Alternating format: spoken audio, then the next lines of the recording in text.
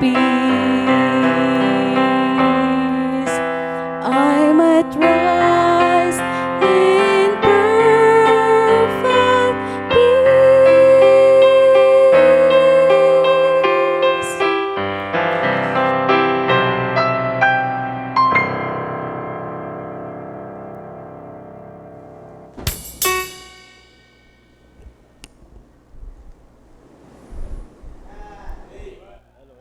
Hello, hello. Hello. Ayan. Amen, magandang gabi po. Tayo po ay magsitayong lahat at para hindi tayo masyadong matagalan. Ang gabi po ay hindi man hinuhukay, pero po ay lumalalim. Amen. Makikinom lang.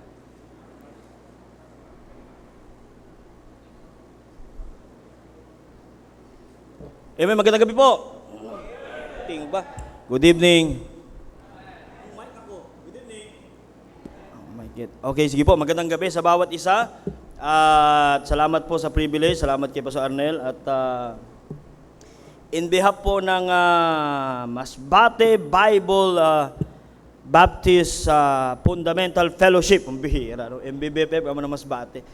In behalf po ng Masbate Pastors, kami po ay nagpapasalamat sa inyong pabugas sa aming pong youth camp. Ano po? At maraming salamat po sa inyong sakripisyo, of course, with the leadership of Pastor Arnel Argezola.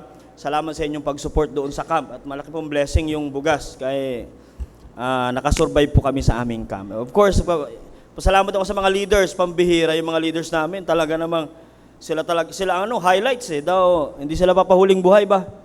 So salamat din sa mga leaders. Hindi ko na kayo napasalamatan noong nakaraan Baka mahirap naman maging tayo ungrateful. So salamat sa inyo ring sacrifice. Pray nyo kung kalooban ng Panginoon ay may mga campers din na maka-attend rin ng ating camp. Amen? So, salamat po. Again, salamat kay Pastor Arnel sa kanyang sacrifice, sa biyahe, doon sa mga pastor na sumama, at purihin po ang Panginoon. Amen? Sige po, dito magdugay karon at buksan natin ating Bible, please. Matthew chapter 7. Iba na ako sa aking boses. Oh, bakit sa ako Hello, mic testing. Yun! Okay na? Ayun. Matthew chapter 7, please. Matthew chapter 7. Andiyan na po kayo? Basahin po natin Matthew chapter 7. Mag-isa tayo ng mga ilang verses here. Matthew chapter 7, verse 7. And then, let's read. Mukhang may galit sa akin yung operator Matthew chapter 7, verse 7, and then until, hanggang dito siguro tayo sa verse 8. And then we're going to read another verses. Then po, mag-pray muna tayo before the rest of the verses. Okay na po kayo? Opo, medyo kinakabahan ako. Magandang gabi po. Ngitian nyo naman ako ng konti para hindi po ako masyadong kabahan. Kasi 10 minutes na lang po yung wali natin. Tayo po ay magbasa ng Bible, please. Basahin ko yung verse 7. Ask and it shall be given you, seek and it shall find, knock and it shall be opened unto you. Verse 8, for everyone.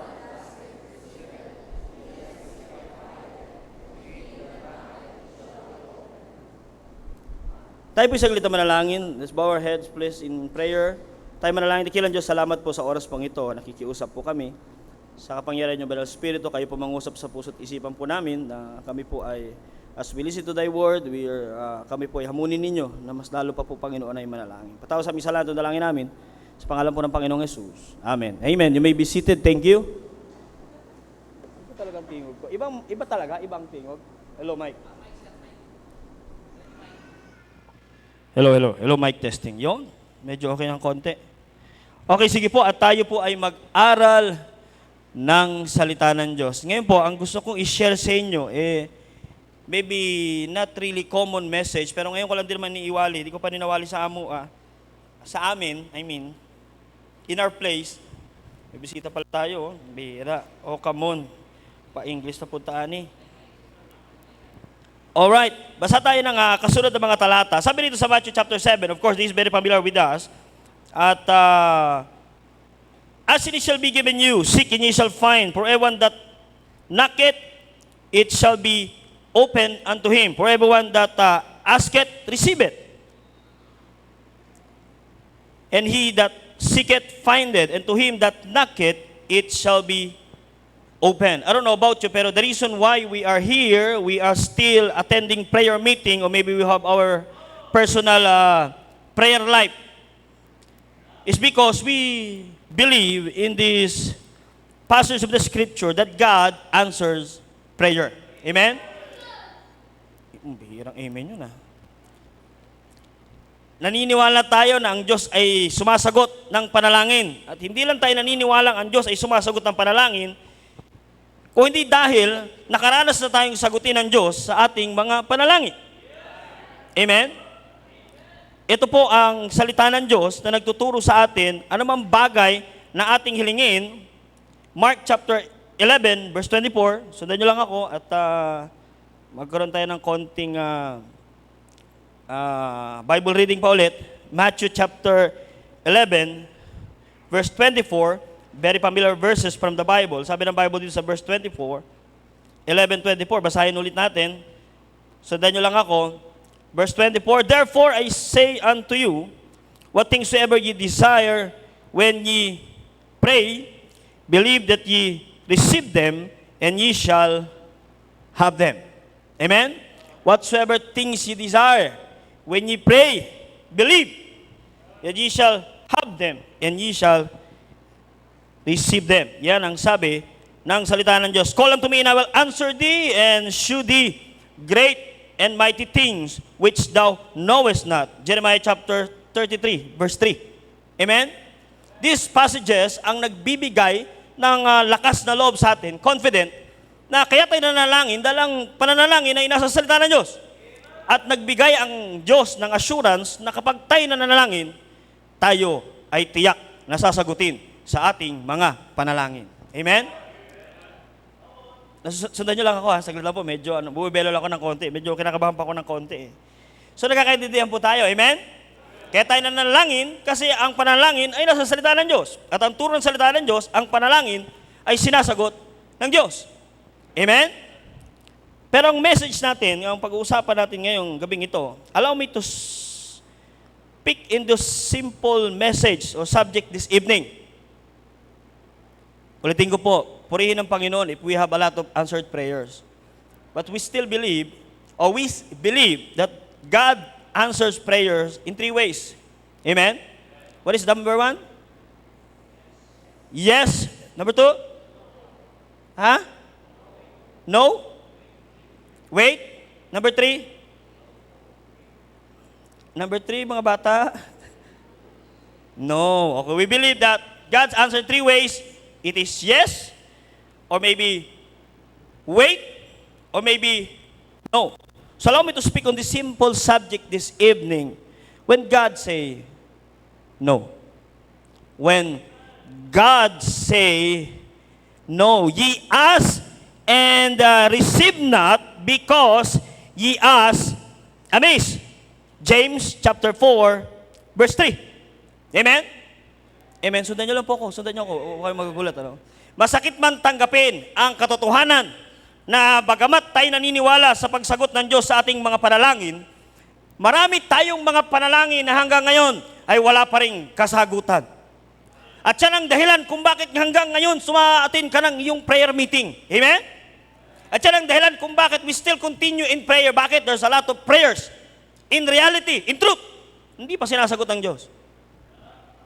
Amen?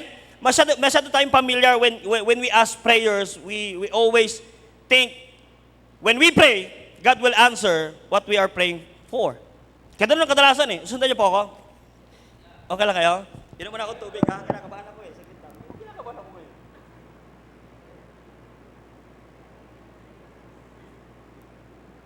When God say no. Okay na, yun na. Tingog na ako. When God say no. Pag sinabi ng Diyos na hindi. Ngayon, paano ba natin malalaman na hindi? Iba sa inyo, siguro alam nyo na hindi. Amen? May panalangin ka na ipinipilit mo kasi iniisip mo kalooban ng Panginoon. Ye ask amiss. We ask wrongly. We ask things that not according to the will of God, not according to the purpose of God. We just asking because we want to ask what we need and what we want. But the truth is, you know the answer. God's answered no. Sundan niyo ako. Sundan niyo ako, baka magalit kayo sa pagbaba ko, ha? May mga pagkakataon. And some of you maybe, if you ahala, kanina tinatanong ko sila Allen. Sabi ko, Fred, kamusta? Ilang panalangin? O meron ka bang prayer list? At yung prayer, ilang panalangin mo ang sinagot na ng Diyos? Meron bang gumagawa pa dyan till now? Sa Bible School ginagawa namin yan sa Bible College. May prayer list ka, tapos kung kailan mo pinag-pray, lalagyan mo ng petsa. Tapos, until, kung kailan ka sagutin ng Diyos sa kanyang sa iyong panalangin. And then, sisigaw ka at magte-testimony ka, God's answered my prayer. Pero bibihira ka, ewan ko lang kung nakarinig na kayo, bibihira ka makarinig ng isang tao magpapasalamat na hindi siya sinagot ng Diyos sa kanyang panalangin. Bakit? Kasi meron palang mas magandang Diyos kesa sa kanyang pinapanalangin. Pero nagkakaintindihan naman tayo kung mga Kristiyano tayo, amen? When God answer no. You get this point, ano? Allow me to say this, but prayer, it's not to change the mind of God. Ulitin ko, ha? Prayer is not to change the mind of God, but to pray or to ask according to the will of God. Nakakaintindihan tayo? O basa ulit tayo ng Bible, maya habulin nyo ako pagbaba. At least meron tayong talata. Amen? Amen? 1 John chapter 5, verse 14, please. 1 John chapter 5, verse 14. 1 John chapter 5, verse 14. Ada ka mo? Malapit na ako. 1 John chapter 5, verse 14. Sige nga, basahin natin. 1 John chapter 5, verse 14. Ready? Read. And this is the confidence that we have in Him, that if we ask anything according to His will, He heareth us. He heareth us. If we ask anything according to His will, He heareth us. He heareth us when we ask according to His will. Again, God is simply answering our prayer not because we ask it o we ask for o dahil hiniling natin. No! Sumasagot ang Diyos hindi dahil gusto natin. Hindi rin dahil kailangan natin. Alam mo, ewan ko, lately ko lang din na-realize to. Dati ang iniisip ko, pag di ba, madalas natin pinag-aaralan ito eh. Iba yung want sa need. Amen? Sometimes we ask according to what we want. But sometimes we ask according to what we need. At pag sinabi mong need, alam mo na tama ang motive mo. Tama ang puso mo. Na ang problema, ang nakakapagtaka, meron tayong mga panalangin na according sa ating need, pero hanggang ngayon, wala pa rin sagot na panalangin. Naiintindihan niyo po ako? Sundan niyo lang ako. Nalilito kayo o naiintindihan niyo ako? Sagutin niyo lang ako. Okay kayo? Nasusundan niyo ako? Again, because prayer is not to change the mind of God. Prayer is to ask according to the will of God. The big problem, we, Christians, we are asking God according sa ating need. Ngayon, dahil nga ang hinihiling natin ay according sa ating need, iniisip natin ang ating pinapanalangin ay ayon sa kalooban ng Panginoon. Ayon sa pangangailangan natin, iniisip natin yung gawain ng Panginoon. Pero ba sa atin, magugulat ka na lang, bakit gano'n? Parang hindi naman ako sinasagutan Diyos sa panalangin ko. Parang tagal-tagal ko na nanalangin ng... pero parang gayon, wala pa rin. Naisip nyo ba yan? Ewan ko sa inyo, pero ilang panalangin ngayon ang sinagutan ng Diyos? Ilang panalangin meron ka na hanggang ngayon pinapanalangin mo at ilang taon mo nang pinapanalangin? Ilang taon ka nang lumuluhod at nakabamakawa sa Panginoon. Until now, God is not really answering your prayer. Baka nagugulat na naman kayo. Bible tayo. 2 Corinthians chapter 12. Sumatingin nyo sa akin. 2 Corinthians chapter 12. Nasa Bible ba na? Ari na sa Bible. 2 Corinthians chapter... Ano sabi ko? 12. Ano yun? Gera? 2 Corinthians chapter 12. Yan ba sabi ko? Sabi ng Bible dyan? Verse 7. O verse 6, for though I would desire, Paul said, to glory, I shall not be a fool, for I will say the truth. But now I forbear, lest any man should think of me above that which seeth me to be, or that he heareth of me. And lest I should be exalted above measure, through the abundance of the revelation, there was given to me a thorn in the flesh, the messenger of Satan to buffet me, lest I should be exalted above measure. For this thing, I besought the Lord thrice. Ako ay nakiusap sa Diyos ng pangatlong beses, ng pangatlong ulit. Ako ay nakikiusap sa Kanya. Sabi ng Bible, for this thing I besought the Lord thrice, that it might depart from me. The question is this, sinagot ba ng Diyos ang panalangin ni Paul? Verse 9, and he said unto me, my grace is sufficient for thee, for my strength is made perfect in weakness. Most gladly therefore will I rather glory in my infirmities, that the power of Christ may rest upon me. Nakakuha niyong point ko? Hindi sinagot ng Diyos si Paul. Hindi siya pinagbigyan. I don't know what kind of the flesh is this, thorn of the flesh, pero hindi siya pinagbigyan ng Diyos. Sundan niyo ako? Hindi lahat ng panalangin natin na pinagpipilitan natin dahil iniisip natin ay kalooban ng Panginoon ay pagbibigyan tayo. Sa tingin ko, kung meron mang malaking pabor ay walang iba kundi si Paul. Kung meron mang bibigyan ng pabor para sagutin ng panalangin, ako naniniwala si Paul. Dahil ginamit siya ng Diyos. Marami siyang dakilang bagay na ginawa para sa Panginoon. Bakit mo hindi siya magbigyan ng Diyos? Hello? Pambira, no? Hindi siya pinagbigyan ng Diyos. And if you remember, not just Paul, but even our Savior, when He asked, Matthew chapter 26. Matthew chapter 26. Mabilis lang po itong preaching ngayon kasi Matthew chapter 26. Matthew chapter 26.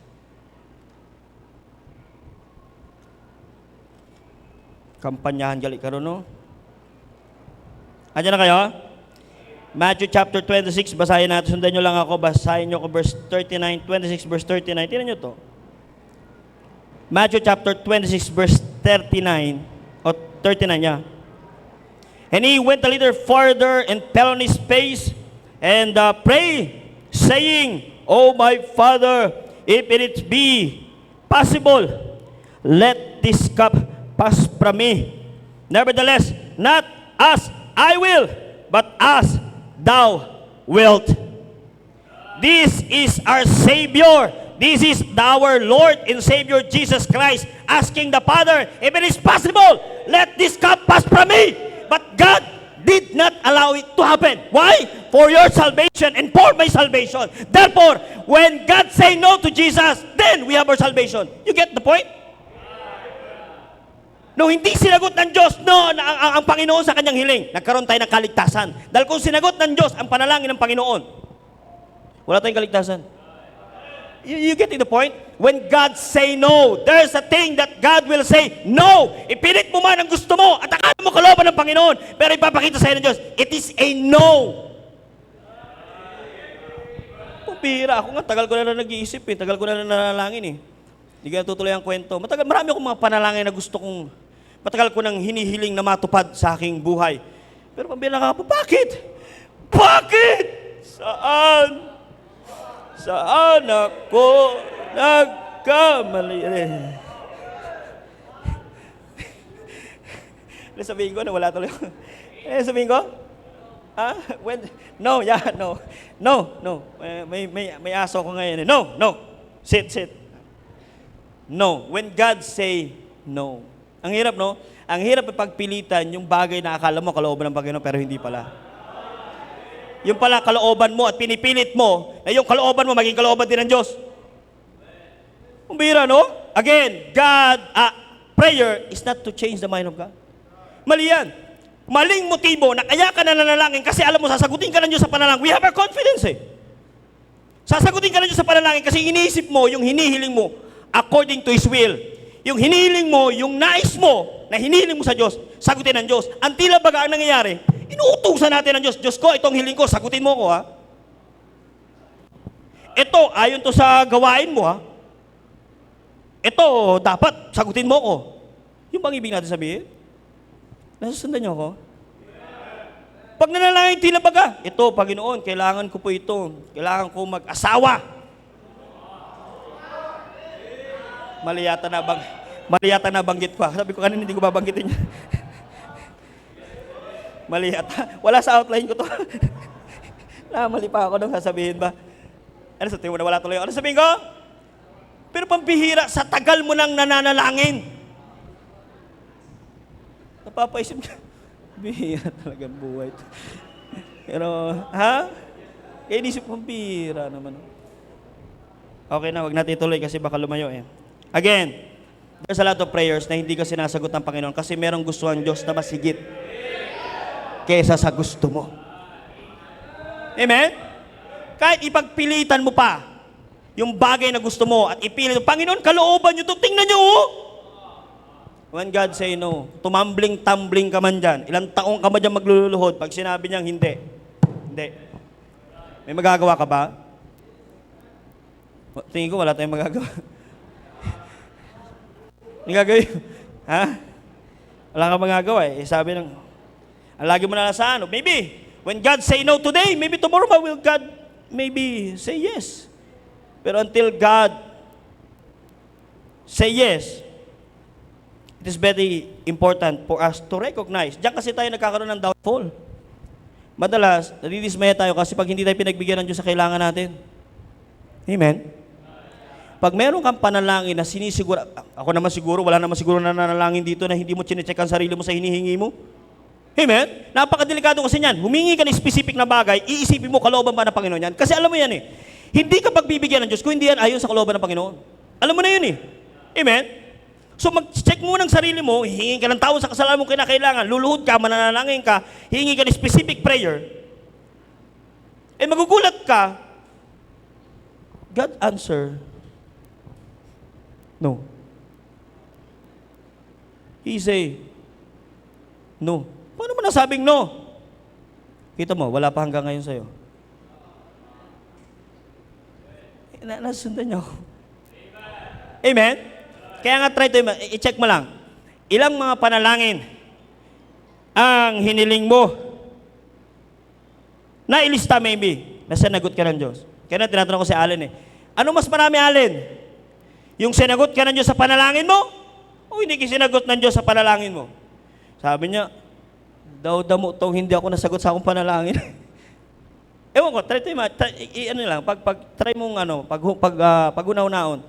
Anong mas marami? Mas madalas ka bang pinagbibigyan ng Diyos? Ibig sabihin, you have the favor of God, asking prayers, or marami ka mga panalangin na hindi pa binibigay ngayon? Or maybe God is simply saying, it's a no. Or maybe, God will answer yes sa mga susunod pang panahon. Pero for now, it's a no for me. Amen? Doon sa Got Talent, di ba, may nagtatumbling. Tapos may mga judges. Sabi, maganda yung talent mo, something unique, but it's a no for me. Maganda yung performance mo, you have your effort, I like your smile, I like the way you present it, but it's a no for me. Sometimes, the sad truth is this. Ginawa natin lahat ng magagawa natin, but it is a no. Now, anong gagawin natin? Anong bagay ang pwede mo ngayong gawin? When God say no. Ano? Madi-discourage ka? Kukwit ka sa ministry mo? Kung tinawag ka ng Panginoon? Meron ka mga ministry na ginagamit ka ng Panginoon at dahil dismayado ka, dahil hindi ka sinagot ng Diyos sa panalangin mo, titigilan mo? By the way, tayo na mga tinawag ng Panginoon, our call will be tested. Kung talagang tinawag tayo ng Panginoon, susubukan ang ating mga panawagan. At masasabi mong talagang ikay tinawag ng Diyos sa panawagan na yan pag ikay nasubok na. Maganda itong Bible School na grabe, wala akong masabi sa training ng Bible School dito. Ako lagi kong pinagmamalaki ang training ng Bible School. Ang training ng Rojas, you can live wherever you go. Bloom where you planted. Mabubuhay ka kung sa kailalagay. Si Allen mo, tingin mo si Allen, no? Buhay na buhay. Anong point ko? Pero again, this is just a training. The battleground is more than your training. Kumbaga, this is the best training that we have. Pero ibang labanan sa field. Iba ang persecution sa field. Iba yung nag-iisa ka sa field.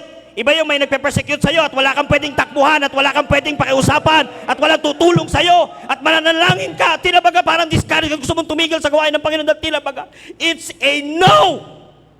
What will you do? What will you do? Salamat. And we know that all things work together for good to them that love God, to them who are the called according to His purpose. See? May sagot ang Diyos. Yes, it's a no for now, pero may purpose kung bakit. May rason kung bakit. Huwag mo nang ipilit dahil hindi nga pwede because it is a no, pero may mas maganda akong purpose. May mas plano ako. Mas maganda ang plano ko kesa sa plano mo. Isaiah, basa tayo ng Bible para chapter 55. Isaiah chapter 55. Isaiah chapter 55. Ano ka mga? Samahan niyo ako ha. Isaiah chapter 55 verse 8 and 9. As I read, samahan niyo po ako chapter 55 verse 8 and 9. Ang sabi ng Bible dito? Verse 8 and 9. Look at this. For my thoughts are not your thoughts, neither are your ways my ways, saith the Lord. For as the heavens are higher than the earth, so are my ways higher than your ways, and my thoughts than your thoughts. See? Bible ba? Amen? Yung iniisip natin ay mas higher ang iniisip ng Diyos. Kaya kaysa ipagpilitan natin yung gusto natin at ma-discourage tayo at tumigil tayo sa ginagawa natin sa Panginoon dahil hindi tayo sinagot sa ating panalangin, mas maigi ng pagtiwalaan natin ng Diyos kung anong mas magandang plano niya kaysa buhay natin. Amen? Remember a song, I know God made no mistakes. He lead in every path I take. Along the way that leading me to home. Though at times my heart would break, there's a purpose in every change He makes. That others would see my life and know that God made no mistake.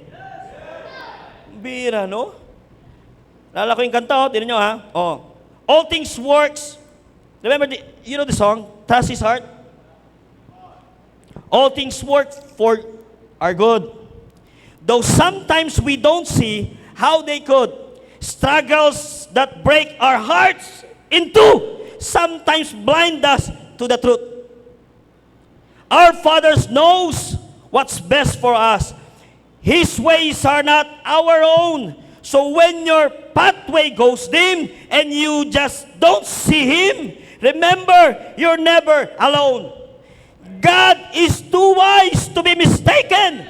God is too good to be unkind. So when you don't understand, when you don't see His plan, when you can't trace His hand, trust His heart. Pampihira. Woo! Bira. Minsan nakakatakot na. Gusto mo nang, I don't know about you, pero merong bagay na tila ba, buhay mo. Pero dahil wala kang magawa, dahil ang pwede mo lang gawin ay magtiwala sa Panginoon. So let it be, let it be. When God say no for now, so be it!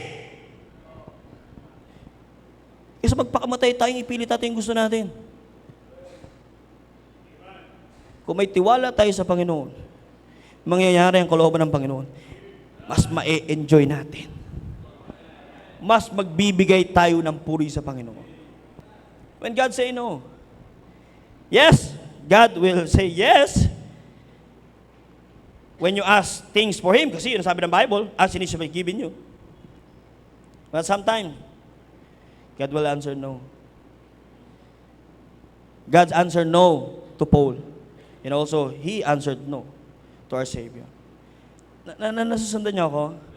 I hope this is not extra biblical. This is very simple and clear from the Word of God. Hindi sa lahat ng bagay, pagbibigyan tayo ng Diyos. Bakit? Hindi natin pwedeng utusan ng Diyos sa gusto natin at sabihin niyang gawin yung gusto natin. Kaya diyan tayo naman nakakaroon ng problema eh. Tigilan natin ang kaiisip na dahil kalooban ng Panginoon ito, ipagpipilit ko to.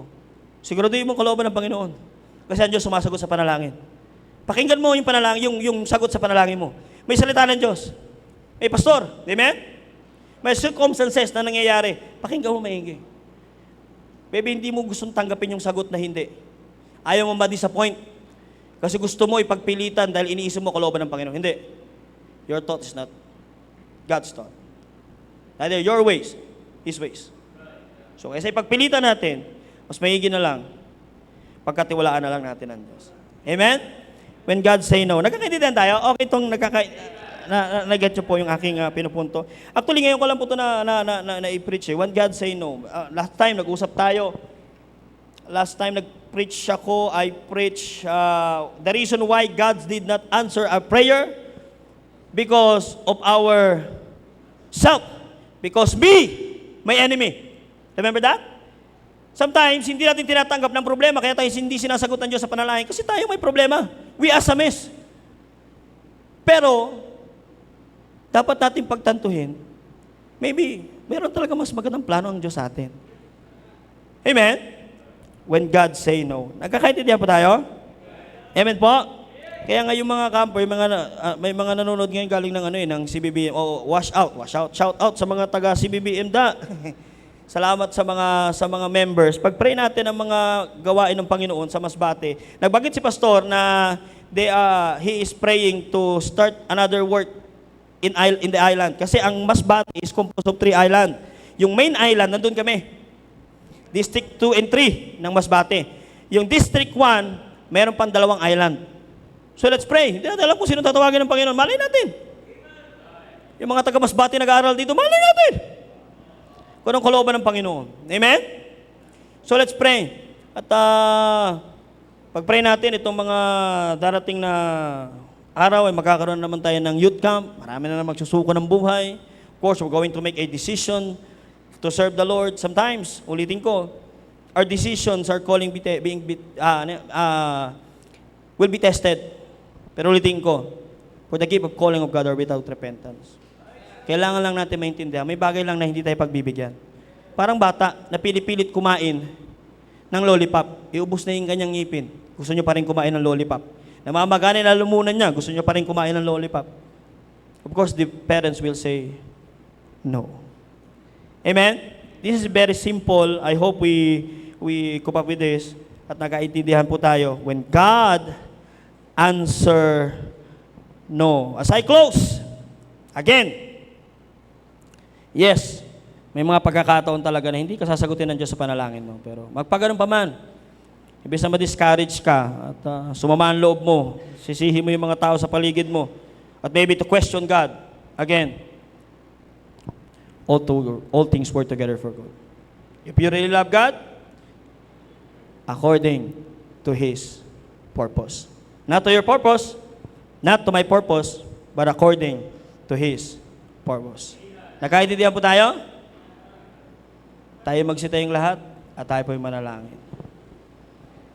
Ito po maikling mensahe ito, pero I hope we understand. Amen? This is very simple and very clear from the Word of God.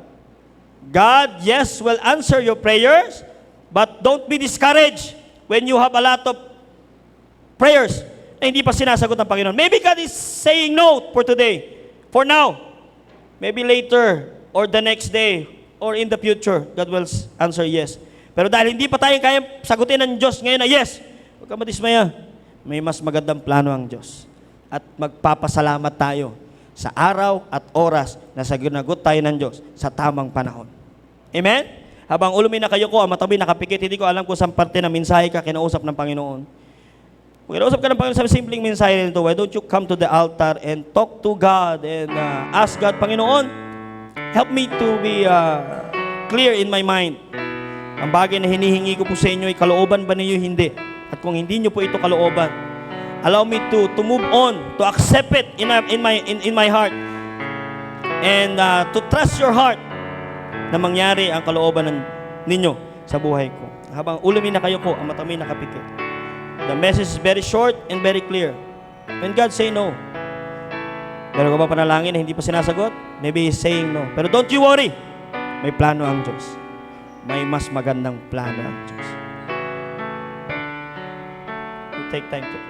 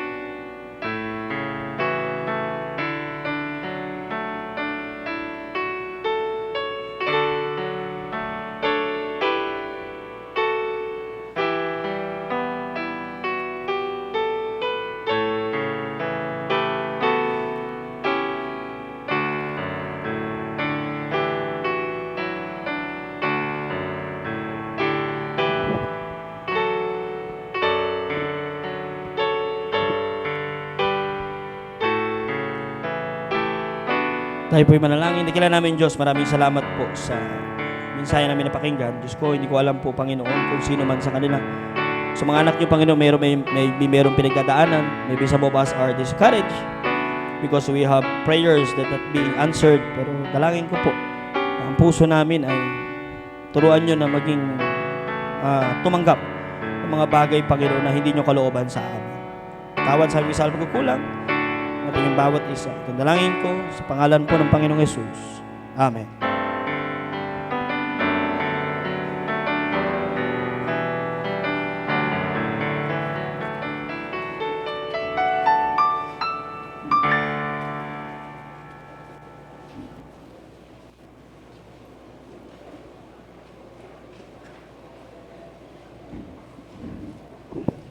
So,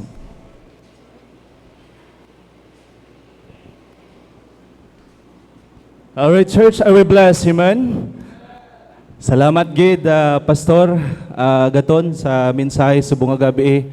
Thank you for reminding us nga hindi tanan nga pangamu ginasabat sa Ginoo, but we praise the Lord nga ang Ginoo nakabati sa aton mga palamuyuan, and we do believe that God will answer our prayers according to His will. Alright, church, this time no kadto kita sa aton nga offering, may request sa magapanata sa pagbibigay. Low sound check. Tumayo po tayong lahat. At sabay-sabay po nating bigkasin panata sa pagbibigay. Ako'y nagbibigay bilang pasalamat sa nakalipas na kabutihan ng Diyos sa akin. Ako'y nagbibigay bilang patunay na ang Diyos pa rin ang pinakamalaga sa akin. Ako'y nagbibigay dahil sa pananampalataya sa hinarap, ang Diyos ang patuloy na magpapala sa akin. Open your Bible in the book of Matthew chapter 6 verse 33. All together, read. But seek ye first the kingdom of God and His righteousness, and all these things shall be added unto you.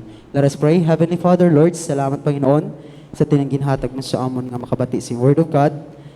We believe that all things work together for our own good.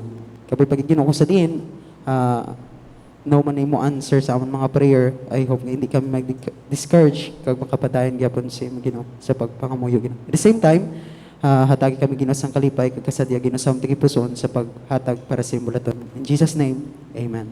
Amen. God bless everyone as we give our tithes and offerings.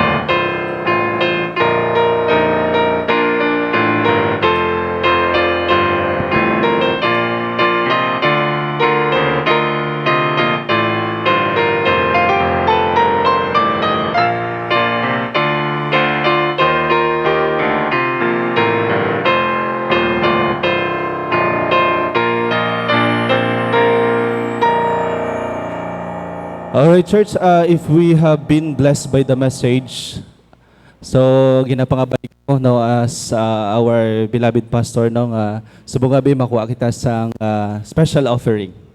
Alright, so may I request sa aton nga ushers to take the special offering.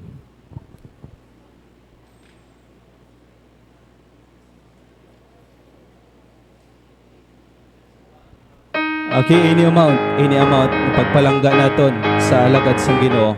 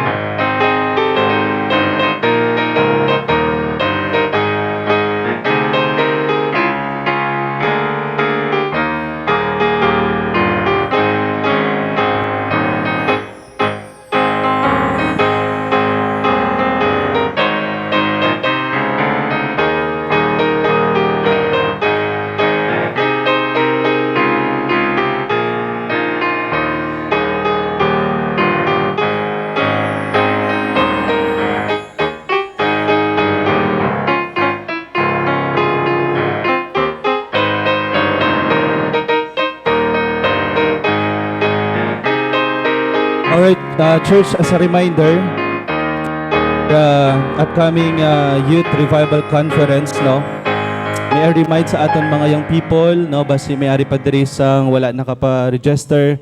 So, please, no? Sa mga wala pa nakapa-register, so, pa-register na kamo and you can have the QR code, the link, no? Sa page, sa aton nga page, sa Baptist Youth for Christ, no? And also sa mga kilala nyo, diri nga mga young people gusto mag-join, you can send them the link or the QR code, no, para maka-register sila. And so as a reminder for our weekly ministry, no, so we have our soul winning every Saturday, and let's pray for our worship service this Sunday. Alright, church, are we blessed tonight? Amen? Amen. Praise the Lord. Magatindog ang tanan, kag mag-end kita sa aton nga service tonight. So, yun, sabay-sabay po natin bigkasin yung ating tema, Ready, Go. Together we thrive in 2025. Tayo po'y manalangin. Ama naming banal, salamat po sa gabing ito na muli pong naiayang yung salita sa naan. Salamat, Panginoon, sa inyo pong lingkod na muli pong ginamit upang i-remind ang bawat isa sa amin sa pamamagitan po ng inyong salita. Dalangin po namin, O Diyos, ng salita na aming namakinggan ay maging batayan ng aming buhay upang patuloy, Panginoon, na magtiwala sa inyo at patuloy po na manalig sa bawat panalangin ay inyo pong sagutin. Dalangin din po namin, O Diyos, ang aming samantalang paghiwalay, ingatan niyo po ang bawat isa na kami po ay makarating sa bawat tahanan na dala ang inyong salita na may galak, Panginoon, at dalangin din po namin ang aming pastor na ikaw po ang mag-ingat sa kanila sa pag-uwi, Panginoon. Nawa ang iyong banal na espiritu ang siyang magbigay ng guidance sa kanilang buhay. Hiniling ko po ang lahat ng mga bagay na ito at pinapasalamatan. Ito po yaking samot dalangin sa pangalan na Jesus. Amen. Amen. God bless everyone and halong kamo sa pagpuli. Sound. Alright, lahat ng Bible student, pabili na kamo sa auditorium kay ma-practice kita.